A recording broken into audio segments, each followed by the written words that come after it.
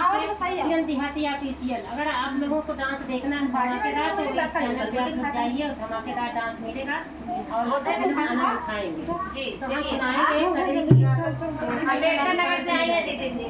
चलिए सुनाते हैं प्यारा सा गीत आपको। चलिए सुनाइए दीदी। सखी खेल ले तू अब की का झूलना गाय नहीं हर फिर सपना गाय ना। सखी खेल ले तू अब की झूलना गाय नहीं हर फिर सपना गाय ना। सखी खेल ले तू अब की का झूलना गाय नहीं हर फिर सपना गाय ना। सखी खेल ले तू अब की झूलना गाय नहीं हर सपना गाय ना। सखी खेल ले तू अब की का झूलना गाय नहीं हर फिर सपना गाय ना। सखी खेल ले तू अब की झूलना गाय नहीं हर सपना गाय ना।